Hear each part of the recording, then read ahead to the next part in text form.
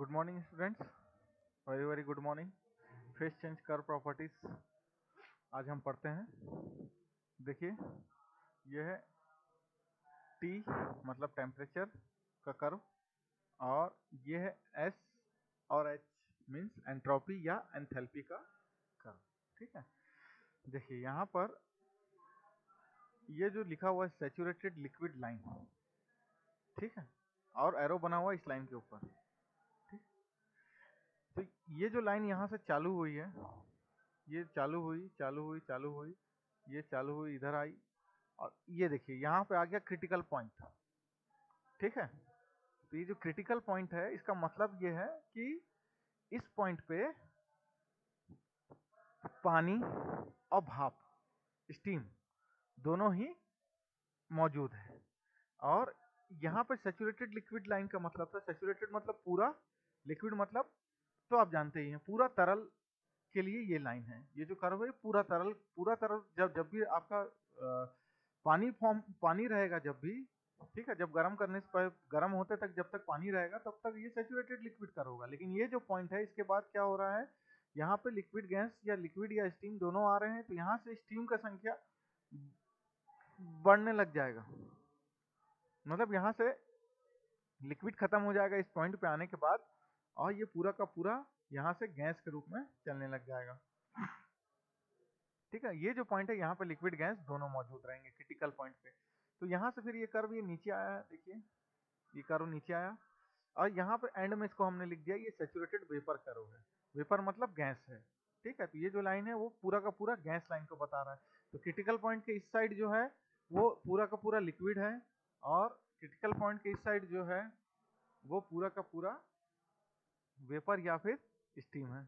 Okay, तो ये हो गया फर्स्ट चीज, इसको बोलते हैं हम डोम।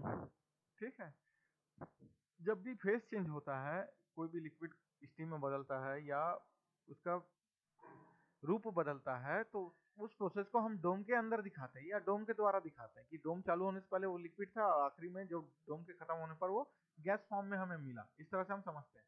ठीक है, तो देखिए इस कर्व के इस तरफ जो भी चीजें हैं वो सारी की सारी लिक्विड जोन है या सब कोल्ड जोन है। ठीक है, सैचुरेटेड कहां पर होगा, सैचुरेटेड सिर्फ और सिर्फ इस कर्व पे होगा। पूरा का पूरा गैस या पूरा का पूरा लिक्विड जो होगा वो इस कर्व पे होगा। इस कर्व से पहले जो भी चीजें होंगी वो लिक्विड होगी, इस कर्व के बाद जो भी चीजें होंगी वो गैस होगी, वेपर होगी, ड्राई होगी, सूखा हुआ होगा या सुपर हीटेड होगा, मतलब बहुत ही ज्यादा गर्म होगा वो। ठीक है, क्योंकि गैस के भी आगे, गैस में थोड़े बहुत मॉइस्चर के कण हो सकते हैं, और ज्यादा हीट कर देने से वो मॉइस्चर के कण भी चले जाते हैं। तो ये हीट, ये एंट्रोपी बढ़ रहा है, ये यहाँ पे हीट टेम्परेचर बढ़ रहा है। ठीक है, ये इसके लिए कर्व है। तो इस जोन को बोल दिए सबकूल्ड जोन, इस जोन को बोल दिए सुपर हीट जोन। यहाँ ठंडा होते जा रहा है, और पीछे आएंगे यहाँ पर तो ये सॉलिड बन जाएगा, और इसके और आगे गए तो सुपर हीटेड हो गया ये। ठीक है, तो समझते हैं, देखिए सॉलिड, सॉलिड के बाद लिक्विड जोन, लिक्विड जोन के बाद कंप्लीट लिक्विड। ठीक है, यहाँ पे हो सकता है कुछ सॉलिड भी हो। ठीक है, यहाँ कंप्लीट लिक्विड हो गया, फिर ये जगह में लिक्विड और स्टीम हो गए पूरे, और इस जगह से पूरा गैस चालू हो गया। गैस में कुछ थोड़ा बहुत मॉइस्चर हो सकता है हल्का फुल्का। ठीक है, तो ये उसके आगे पूरा वेपर जोन, ड्राई जोन या सुपर हीट जोन में आ गया। अब देखिए एक लाइन हमने बनाया है, यह है कांस्टेंट प्रेशर लाइन। ये देख रहे हैं, ये है कांस्टेंट प्रेशर लाइन। ठीक है, तो कांस्टेंट प्रेशर लाइन को देखिए, तो प्रेशर जो हम लोग पढ़े थे पीवी नरसिम्हा राव, ऐसा समझ के जो समझे थे हम लोग कि पी का जो स्लोप होता है वो वॉल्यूम के स्लोप से कम होता है। ठीक है, और वॉल्यूम का जो स्लोप है वो प्रेशर के स्लोप से ज्यादा है। तो इस स्लोप को तो हमने डोम के बाहर इस तरह से शो कर दिया है। ठीक है, लेकिन इस डोम के अंदर देखिए, ये जो कांस्टेंट प्रेशर लाइन है वो एकदम फ्लैट हो चुकी है। मतलब अगर आप इसको टेम्परेचर कर्व से कंपेयर कंपेयर करेंगे तो ये जो कर्व है ये कांस्टेंट टेम्परेचर लाइन को भी शो कर रही है। ठीक है, तो डोम के अंदर कांस्टेंट टेम्परेचर और कांस्टेंट प्रेशर प्रोसेस दोनों ही कांस्टेंट हो गए हैं, तो इनका फ्लैट लाइन बनना है। ठीक है, हॉरिजॉन्टल फ्लैट लाइन बनना है। तो ये चीजें हो गई। प्रेशर क्यों कांस्टेंट हो गया या टेम्परेचर क्यों कांस्टेंट हो गया, क्योंकि अब इसमें कितना भी हीट दीजिए, अब ये फेस में प्रेशर नहीं बढ़ा रहा है या टेम्परेचर नहीं बढ़ा रहा है, ये क्या कर रहा है, उसके रूप को बदल रहा है। ठीक है, ये एनर्जी कहाँ लग रही है, उसको रूप को बदल रही है। तो देखिए इस पॉइंट पे जो भी चीजें रहेंगी उसको एफ करके शो करेंगे। यहाँ पर ये जो बीच का जोन है, यहाँ लिक्विड और वेपर दोनों चीजें हैं, तो इसको एफ जी करके शो करते हैं। लिक्विड को एफ से, वेपर को जी से शो कर रहे हैं, और इस पॉइंट पे जो चीजें हैं उसको गैस से शो कर रहे हैं या वेपर से शो कर रहे हैं। इस जोन को हम वेट जोन बोलते हैं, या फिर हम इसको फेस चेंज जोन भी बोलते हैं, या इसको हम बोलते हैं ट्रांजिशन जोन। तो ड्राई जोन, ये जो लाइन है और उसके पार का जोन जो है वो ड्राई जोन हो गया। ये लाइन जो लिक्विड लाइन है उससे पहले का जो जोन हो गया वो लिक्विड जोन हो गया। बीच का जो जोन हो गया लिक्विड वेपर जोन हो गया। तो ये होता है डॉम का प्रॉपर्टीज। तो जहाँ पे टू फेज सिस्टम्स वगैरह अपन पढ़ते हैं, जहाँ फेस चेंज होने वाला है, वहां पे जो डायग्राम्स कर्व्स हम लोग बनाते हैं वो डोम के अंदर बनाते हैं। ठीक है, देखिए सब कूलिंग, अब फॉर्मूलाज को भी समझ लेते हैं क्योंकि इन्हीं कर्व्स के हिसाब से हमारे न्यूमेरिकल बनेंगे। सब कूलिंग, सब कूल्ड और अंडर कूल्ड रीजन समझते हैं। ठीक है, ये जो है सब कूल्ड रीजन या लिक्विड जोन या सब कूलिंग जोन या अंडर कूल्ड, जो भी इसको नाम, पांचों नाम से बोल सकते हैं। सब मतलब भी नीचे होता है। ठीक है, सबवे सुनते हैं मतलब नीचे से रास्ता हो गया। ठीक है, और अंडर कूल्ड भी मतलब ठंड, नीचे हो गया। मीनिंग एक ही है इन वर्ड्स का, सब का भी मीनिंग वही, अंडर ब्रिज भी वही बोलते हैं या सब ब्रिज भी बोलते हैं। ठीक है, तो जहाँ मतलब नीचे से रास्ता होता है उसको सब ब्रिज बोल देते हैं या अंडर ब्रिज भी बोल देते हैं। ठीक, it is a region in which the actual temperature is less than the saturation temperature to the corresponding process pressure. तो इस रीजन में क्या होता है, जो एक्चुअल टेम्परेचर जो होता है वो कम होता है सैचुरेशन टेम्परेचर से। ठीक है, तो डिग्री ऑफ सब कूलिंग कितना होगा, डिग्री ऑफ सब कूलिंग मतलब इसका पैमाना कितना होगा, तो T saturated minus T actual. देखते हैं, कर्व से समझते हैं। देखिए टीएस डायग्राम है। ठीक है, यहाँ पे हमने एक डोम बनाया, ये हमने एक कांस्टेंट प्रेशर लाइन बढ़ा दिया। ठीक है, ये हमारा सब कूल्ड रीजन हो गया। ठीक है, तो सब कूलिंग रीजन में जो डिग्री ऑफ सब कूलिंग है वो, सब कूल्ड रीजन मतलब इस रीजन का बात कर रहे हैं, तो मैक्सिमम कहाँ तक जा सकते हैं, इस कर्व, इस कर्व के इस लाइन तक ही हम जा सकते हैं, मैक्सिमम इस लाइन तक ही जा सकते हैं। उसके बाद तो लिक्विड गैस दोनों होने लग जाएगा ना। ठीक है, तो यहाँ पर अगर कभी टेम्परेचर हम जो निकालते हैं तो वो कैसे निकालते हैं, टी सेचुरेटेड, मतलब ये टी सेचुरेटेड और एक्चुअल टेम्परेचर जो होता है वो उससे कम होता है। T saturated minus T actual होता है। सब कुल जोन में है तो सब कुछ जोन का जो टेम्परेचर होगा वो सेचुरेशन टेम्परेचर से कम होता है। दूसरा सुपर हीटेड जोन में जाते हैं तो it is a region in which the actual temperature is greater than saturation temperature. इस रीजन में एक्चुअल टेम्परेचर जो है वो सेचुरेशन टेम्परेचर से ज्यादा होता है। देखते हैं डिग्री ऑफ सुपर हीट क्या होगा, यहाँ पर T actual minus T saturate होगा। यहाँ पे T saturate minus T actual था, यहाँ पे T actual minus T saturate होगा। कैसे होगा, तो सेम चीज है डोम का। देखिए अब बात कहाँ पे हो रहा है, सुपर हीटेड जोन का बात हो रहा है। यहाँ पे सब कूल्ड रीजन का बात हो रहा है, तो यहाँ सुपर हीट जोन का बात हो रहा है। तो यहाँ पर जो भी टेम्परेचर होगा, टेम्परेचर कर्व को ऐसे ही चलना है, इसी तरीके से बढ़ना है।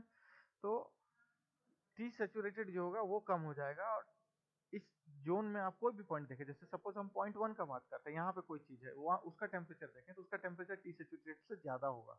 तो डिग्री ऑफ सुपर हीट के लिए आपको क्या करना है, T actual minus T saturate करना है, या फिर ज्यादा ज्यादा टेम्परेचर में कम टेम्परेचर को आपको घटाना है, प्लस में आना चाहिए। ओके, फिर देखते हैं वेट रीजन में।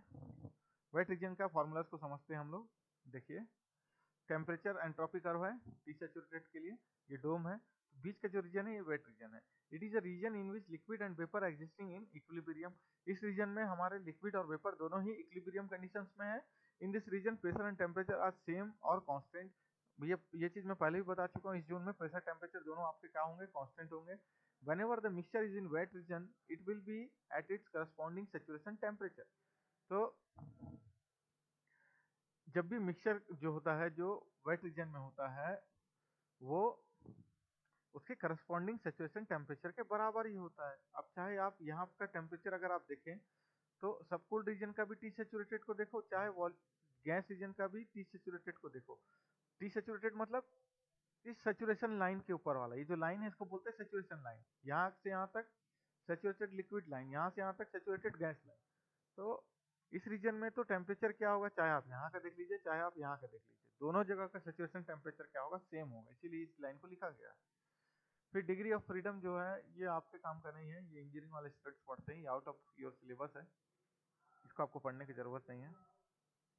क्रिटिकल पॉइंट्स, क्रिटिकल पॉइंट जो मैंने बताया था ये एक ऐसा पॉइंट होता है जहाँ पे सेचुरेटेड लिक्विड और सेचुरेटेड वेपर कर्व दोनों ही मिलते हैं। ठीक है, और इसका मीनिंग मैंने बताया था कि यहाँ पे लिक्विड वेपर दोनों ही मौजूद होते हैं। ठीक, फिर सेंसिबल हीट भी मैंने आपको बताया था, इसको आभासी ऊष्मा भी कहते हैं। तो ये कैसी ऊष्मा होती है, इसका आभास होता है, ठीक है, पता चलता है कि ऊष्मा दिया गया है तो टेम्परेचर बड़ा है, इसीलिए इसको सेंसिबल, इसको सेंस कर सकते हैं, छूने से पता चल जाएगा कि टेम्परेचर यहाँ पे बड़ा हुआ है, इसलिए इसको सेंसिबल हीट भी बोलते हैं। तो it is the amount of heat for the temperature change.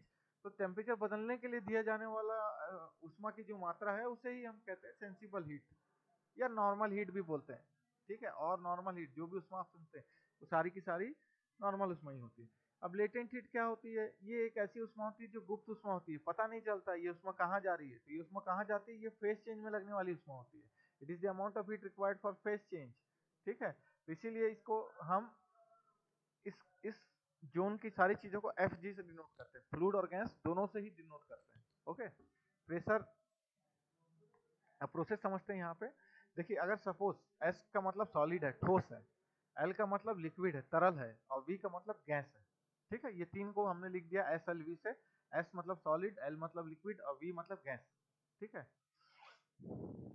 तो क्या क्या प्रोसेस होते हैं वो समझते हैं आप। देखिए जब भी कोई चीज सॉलिड से लिक्विड में चेंज हो जाती है तो उसे हम कहते हैं मेल्टिंग, ठीक है। और जब भी कोई चीज लिक्विड से सॉलिड में वापस हो जाती है तो उसको बोलते हैं हम लोग फ्रीजिंग, ठीक है। जैसे आप बर्फ जमाते हैं घर में, फ्रीजर में लिक्विड को रखते हैं तो वो जम जाता है, तो आप क्या बोलते हैं, फ्रीजर में रखो। तो फ्रीजर में क्या हो रहा है, फ्रीजर में फ्रीजिंग हो रहा है, फ्रीज हो जा रहा है, वो फ्रीजिंग हो रहा है ये। तो जब कोई चीज पिघलती है तो उसको बोलते हैं हम लोग मेल्टिंग बोलते हैं। तो सॉलिड से लिक्विड में जब बदले, पिघला है, तो उसको मेल्टिंग बोले, इंग्लिश में मेल्टिंग बोले, हिंदी में पिघलना हो गया, वो गलन हो गया, ठीक है।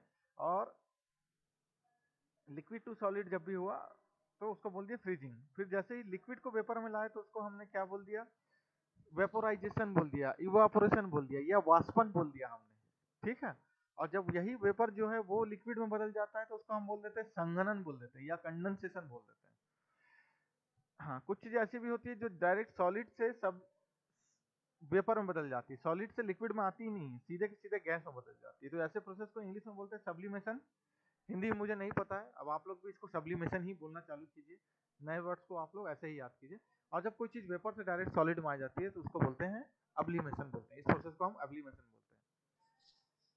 लेटेंट हीट क्या है, लेटेंट हीट जो है heat required for phase change at constant pressure and temperature. Pressure और टेम्परेचर क्या हो जाते हैं, कांस्टेंट हो जाते हैं जहां पे भी लेटेंट हीट आता है।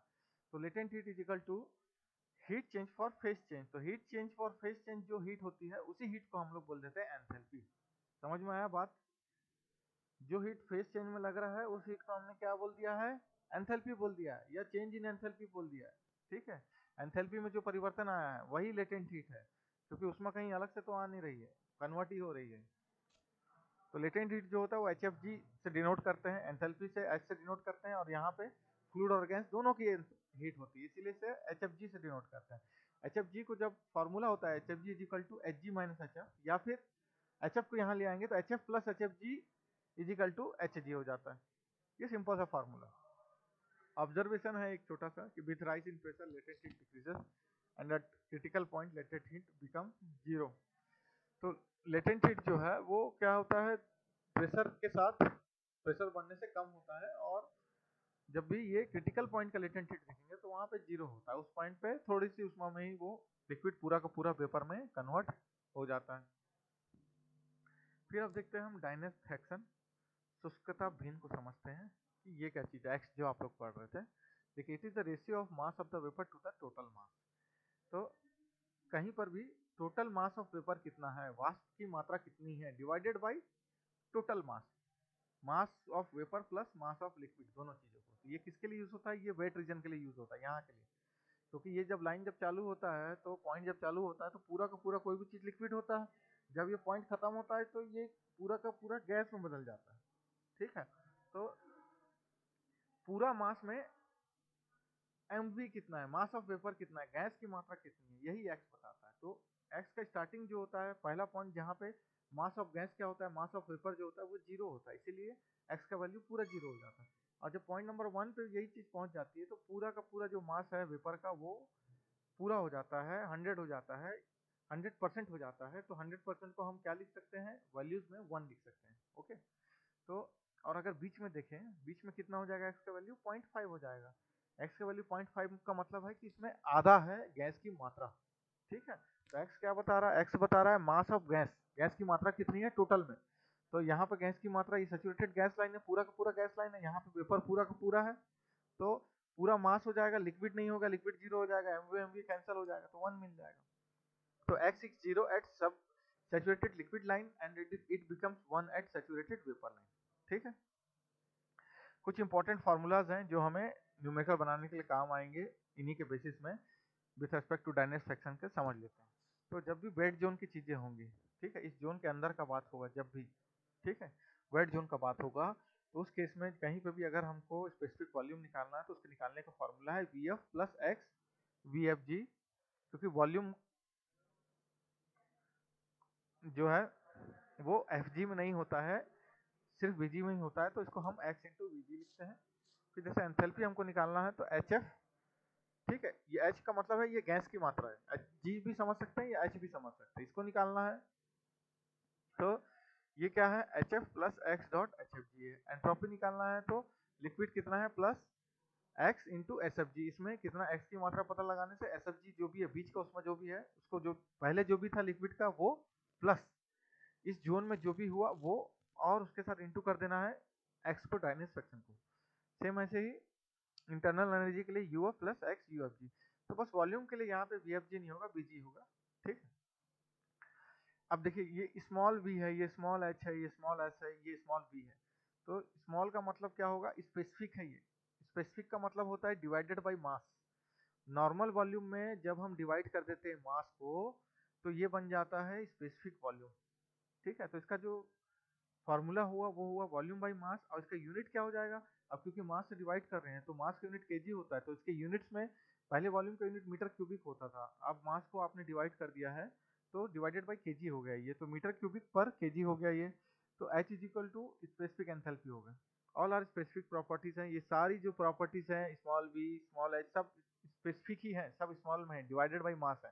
तो इन सब के फॉर्मूलाज में यूनिट्स में आपको केजी जरूर मिलेगा। ओके, और एक उसके अलावा F का मतलब यहाँ पे फ्लूइड है, G का मतलब Fg है, और G यहाँ गैस फ्लूइड दोनों चीजें हैं। ठीक, अब आते हैं हम एंथैल्पी एट वेरियस पॉइंट्स के ऊपर आते हैं। ठीक है, एंथैल्पी एट वेरियस पॉइंट्स में देखिए, एंथैल्पी एट वेरियस पॉइंट्स देखते हैं। केस वन जो है एंथैल्पी निकाल रहे हैं अलग अलग पॉइंट्स पे। ठीक है, केस पहला है when the point is on saturated vapour. Saturated vapour curve कौन सा हो गया, ये हो गया। इसमें जब कहीं पे भी पॉइंट वन है, ठीक है, तो उस केस में एंथैल्पी कैसे निकलेगा, तो देखिए इस पॉइंट तक का तो लिक्विड है, तो यहाँ से यहाँ तक का पूरा क्या एंथैल्पी जो हो गया वो हो गया HF। ठीक है, अब ये HF कहाँ से, इसका वैल्यू कहाँ से मिलेगा, ये हमको मिलेगा स्टीम टेबल से। इसके ऊपर मैं अलग से आपको बताऊंगा। फिर देखिए ये है लेटेंट हीट जो है वो यहाँ से यहाँ तक लेटेंट हीट। ठीक, लेटेंट हीट की एंथैल्पी कितनी होगी, HF की जाएगी। ठीक है, पॉइंट वन तक टोटल क्या हो गया, ये यहाँ से यहाँ तक Hg1 या H1।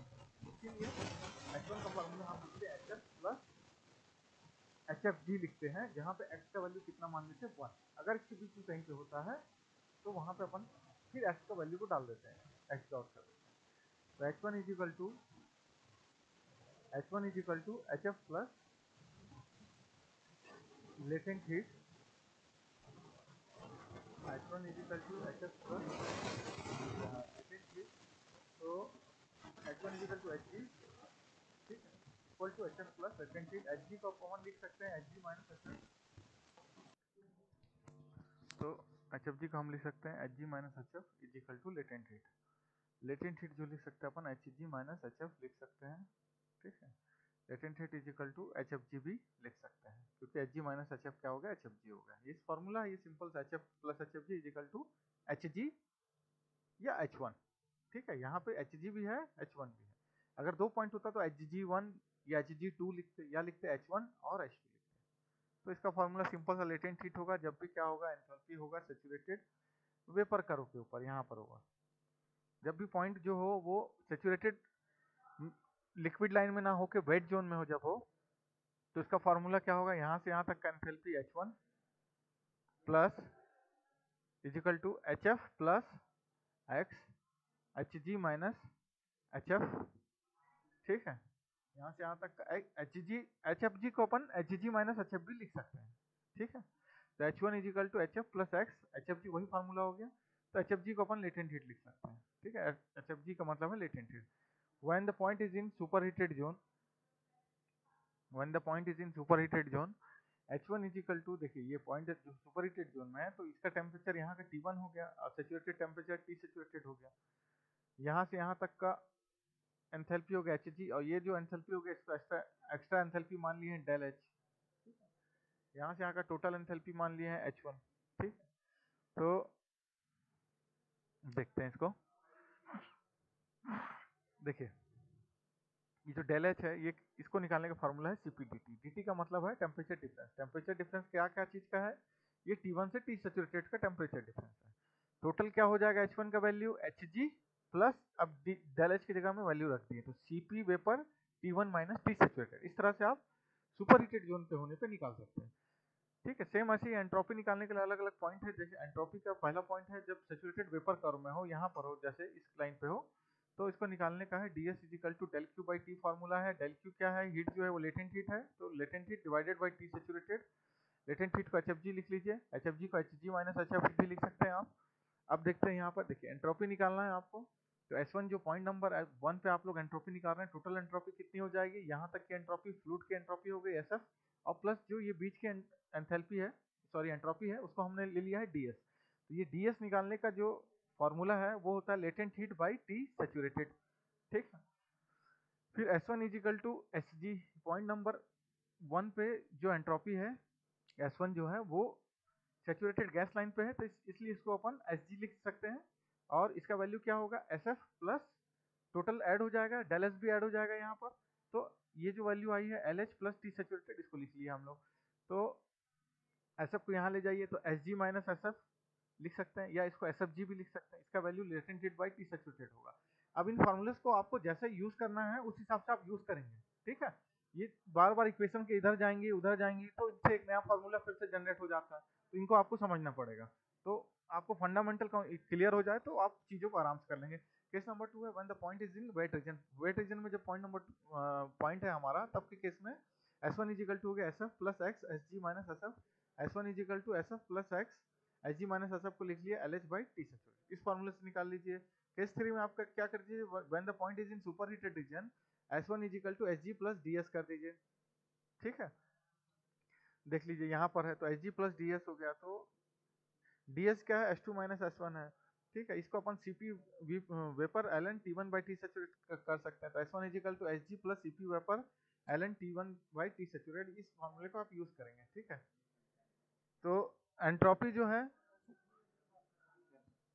एंट्रोपी जो है वो उसका फार्मूला अलग हो गया, ठीक है। और एंथैल्पी का जो भी फार्मूला है वो सारा का सारा फार्मूला जो है वो यूज हो जा रहा है आपका, किस में यूज हो जा रहा है, वो वॉल्यूम के टर्म्स में भी यूज हो जाएगा। एंथैल्पी और वॉल्यूम के लिए सेम फार्मूला यूज करेंगे, एंट्रोपी का अलग होगा, इसलिए मैं एंट्रोपी का अलग से कराया हूँ, ठीक है।